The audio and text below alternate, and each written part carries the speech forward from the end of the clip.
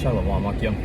First and foremost, I'd like to give all praises, honor, and glory to YAHAWASHI, YAHAWASHI, I'd like to say double honors to our beloved elders and apostles at Great Millstone, and peace and salutations to all you hopeful elect Akim that are laboring by pushing this word in truth and sincerity.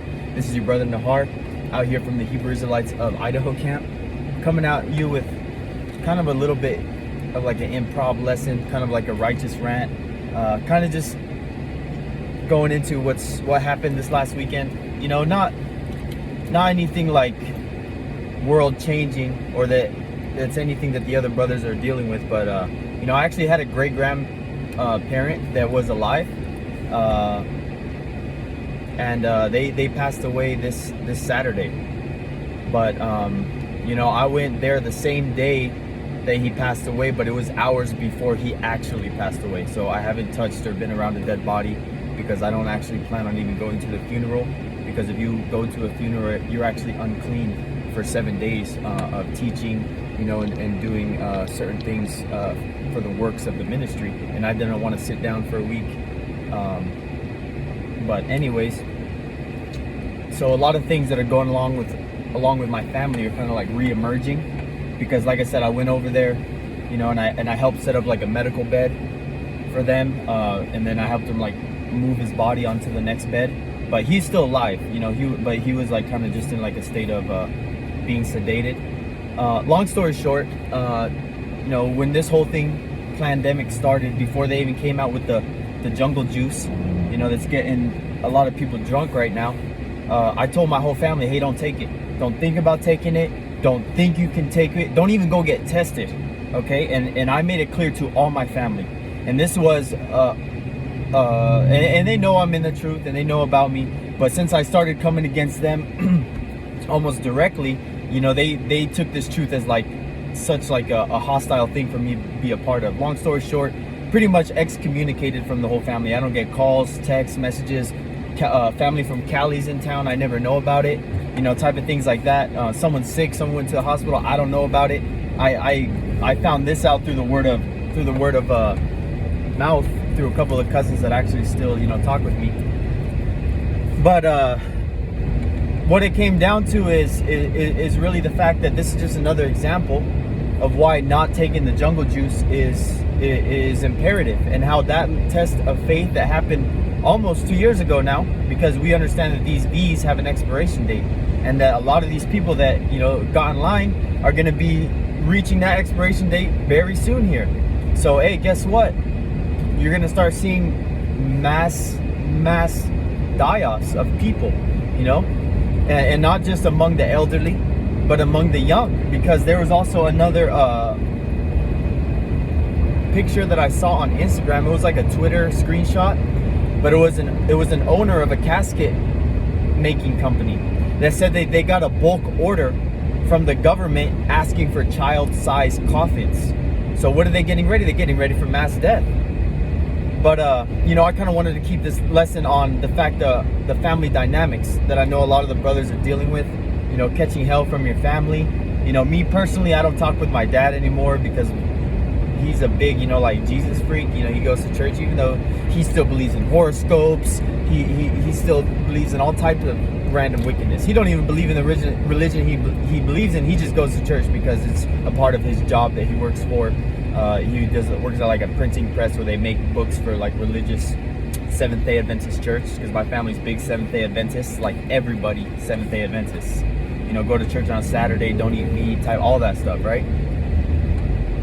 So since it's going against that and his money flow, because I've told him straight up like this, I say, you know, that's not the truth, right? And no matter what, no matter how many scriptures I've gone into them with my family, gone back and forth, you know, they still won't get it.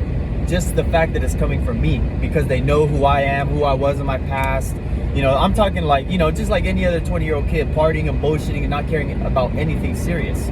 That's what they remember me at, you know, 5 years ago. Now we're in 2022 and all this stuff is coming into fruition, and I'm, you know, only through the power of YAHAWASHI and the YAHAWASHI, and also the elders that I have above me that I have been able to learn from, that the Spirit identified as the truth, and you know, that lovely song that we walked therein, You know, this would allowed us to get into the fold, allowed myself to get into the fold, but it's only through the mercy of YAHAWASHI. But when your other family is looking at the outside in, they're looking at you, they're looking at like, who's this man? You know, why is he bold in this, but he's been in the church and we've been in church our whole lives and we don't know anything about it. So apparently it doesn't exist. And I've even had a quote from my tia. I said, I could show you in the Bible exactly what I'm saying and you still wouldn't believe me because it's coming from me. And she's like, you're exactly right. And there's a quote that says, don't miss the message because you have a problem with the messenger. You know, something like that. Long story short, I know the brothers, I'm going to get into the scriptures right now. I'm driving. I had a bunch of screenshots set up so I didn't have to look through. And I'm going to read off the precepts I had to kind of go along with what I just said. That I know I'm not the only one dealing with it. A lot of brothers are, but it's from both sides of my family, really, because you know, it was on my mom's side of the family that my great grandfather passed away, but now I'm starting to see some old family members and here and there that I haven't seen for months, some years, okay, because of this truth. But it's a sacrifice that I chose not to be around those fucking people, man, that call me Satanist, look at me like I'm stupid, don't know what I'm talking about. Oh, you hate the white man. Oh, Jesus is my Jesus, all that stuff, right? And I'm over here just sitting back and having to take that. That's why I completely just exited myself from the family. I don't call, I don't text, which if you ever dealt with Issacharites and you ever know, like, I would say Mexicans. I'm not even going to say Issacharites. I'm going to say Mexicans. Okay, you ever dealt with a Mexican and you have beef with another Mexican that's like within family drama, you mess up once and you say you're done to me, hey, guess what? You'll never get them back. You'll never get that family member back. You'll never amend that relationship. Mexicans aren't those people, oh, forgive and forget. Hell no, man. It's a bad thing because they hella hold grudges, you know? And you know, I don't blame them because our forehead is strong against their forehead. So why am I gonna try to get everybody in the fold, which we know that's actually against the scriptures because it says not to get everybody. The Most High YAHAWASHI is only dealing with the elect, which is the small remnant that's gonna get this truth, believe this truth, and preach this truth. So, you know, I'm not beating myself up just because the fact that they don't get it, because I know not everybody's gonna get it. It's just pissing me off again that I have to go through it again, and the family's looking at me like I'm the bad guy because I said, you know, he told my great grandfather told me that he did take the you know what before he passed away. I asked him that directly, okay, and a lot of my other family did too. And I told my family straight up, I said, if anybody takes that jab, don't call me, don't message me. You're pretty much delete me from your contacts. And if you call me, guess what? I'm not gonna answer. And guess what? I saw my abuela there, and I went with my wife, right? And my wife had been married for more than a year now, and so we see my grandma. And she's like met. She was at our wedding. She did everything like that, right? And she asked me, "What's your wife's name? What's your wife's name?" Like she was like, oh my, and she started crying because she's like, I know I should know this because I know her, right? And she was like bugging out, right? And I said, did you take it? And she said, yeah. And I said, well, what did I tell you not to do? I said, you're gonna, and behind that, just another family dynamic. I have an aunt that lives with my grandma, my abuela, that takes care of her kind of, but my grandma's like not like, she does everything herself except drive, because she's diabetic and she can't see very well. But my tia that lives with her and my dad, get that, my aunt's a social worker, but she has a master's degree. So she was telling my whole family, oh, Caesar doesn't know what he's talking about. I'm in the health field. This is safe. There's no problems. I took the boosters. I gave it to my kids. I did this. I did that. I did that. Oh, you know what, Mom? You should take it because my abuelo, my grandfather on my father's side, to my grandmother that was saying that she was having trouble memory. My grandfather passed away last January, okay? But it was before the jab went out, but it's because they rushed to the hospital because they were watching everything that was going online, and I watched this with my eyes. They took my grandfather in there, they had him on a ventilator for 3 days. They said, oh, he's not getting better. Oh, so what did they do? The family said, oh, well, this is the only option we have. Do you know what the only option they had was? Because they had no treatment for a fucking cold.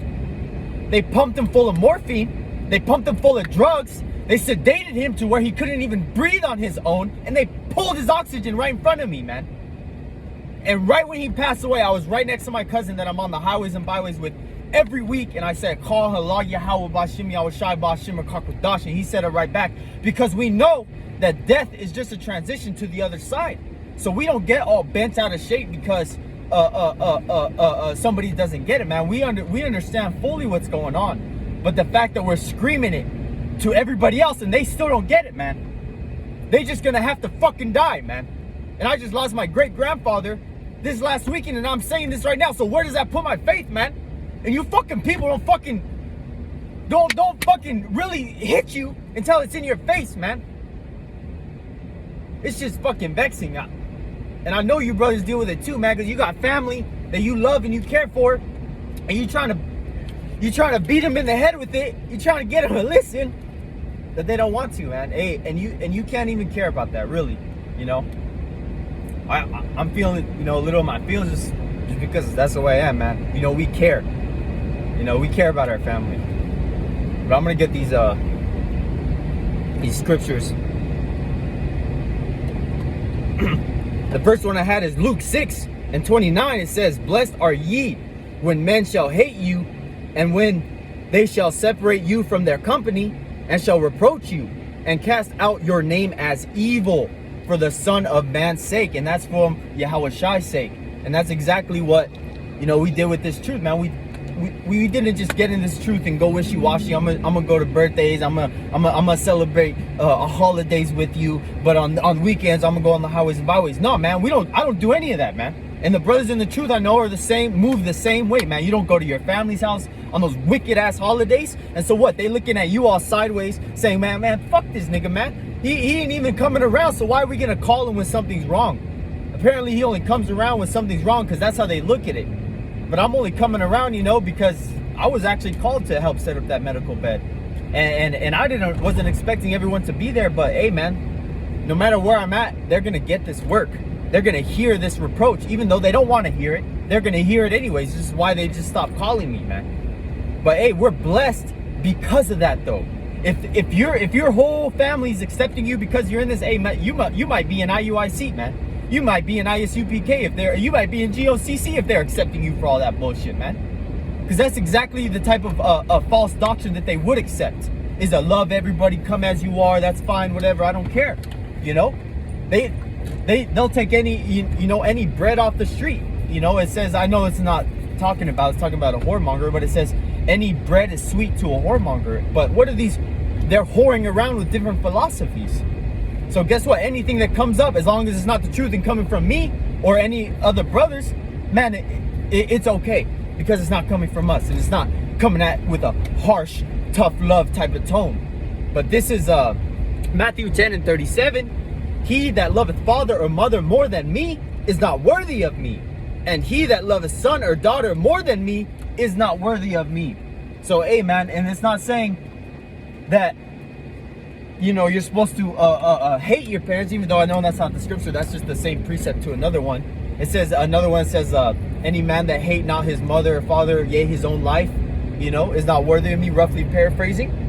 But that's exactly what this is talking about. If you put your parents' views, your wife's views, your mother, your daughter, your family, anybody's views above YAHAWASHI's views, which is the scriptures, guess what? You're anti-Hamashiach, which means you're against this truth.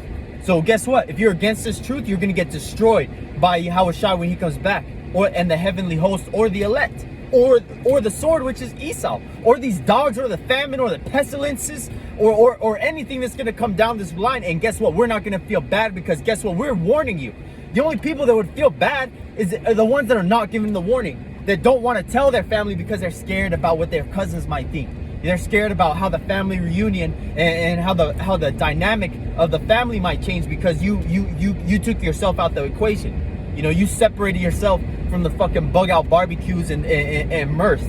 You know, celebrating every other fucking weekend, somebody's cousin's birthday, whatever. You know, fuck all that, man. We ain't here for that. This is the following script, the following verse. This is Matthew 10:38. "And he that taketh not his cross and follow after me is not worthy of me." So, hey, that's what it is. If you're not willing to suffer for this truth, you're not really in this truth, okay? Because you're gonna suffer in this truth. You're gonna suffer with your woman, your family, financially, you know, because you're gonna be sacrificing time where you could be getting money. You could be doing this, you could be doing that, but guess what? You're gonna be doing this right now. You know, you're gonna be finding opportunities just to get something in, if you're really about it. But this is another one, because when all this stuff does start to happen, they're gonna be like, oh damn, it was right. But guess what? It's gonna be too late. You know, even if I do try to prove you, the tongue is gonna cleave to the roof of my mouth. It says, reprove not this people. You know, this is Ezekiel 33 and 33. And when this come to pass, and when this come to pass, lo, it will come, then shall they know that a prophet hath been among them. So, hey, they're gonna know it in that day. And this is the last one, because you're not gonna be accepted among your own homies, your elementary school friends, the friends in the world that you kicked it with for years and years and years and years. Guess what? This is Mark 6 and 4. But YAHAWASHI said unto them, a prophet is not without honor, but in his own country and among his own kin and in his own house. So you're not going to get respect from your woman, your family, your friends, even in your whole United States of America. Okay? No matter where you're at in the world, you're not going to get accepted, because a prophet just means to speak before. And if you're speaking before things happen, which the things that are going to be happening in this time is not good news. It's nothing but fucking devastation, rape, robbery, purge-like society, you know, strange apparitions, you know, jungle juice, people running around full of rage, biting people's faces off like the Flocka craze. You know, the Flocka, when people were all going crazy, superhuman strength, driving through windows, all types of things, man. So we're getting ready to go into some serious times. So I just wanted to put that out there. You know, I had to get some stuff off my chest and kind of just let some brothers know kind of what's going on with me, and for an example of what I'm sure they're going through as well. But you know, I just want to say, you know, Barakatah Yahweh, Barakatah YAHAWASHI, Barakatah Yahweh, Barakatah YAHAWASHI, Barakatah Yahweh, Barakatah YAHAWASHI, Call Allah Yahweh, Bahashim YAHAWASHI, Bahashim Rakakudash. Double honors to our apostles and our elders at Great Millstone, and peace and salutations to all you hopeful elect Akim that are laboring by pushing this word of truth and sincerity. You know, with that being said, I pray this lesson was edifying or uplifting or relating to other Akim that may be going through the same thing. And with that being said, I'd like to say DTA, then Ababa Ball. Soon. Shalom.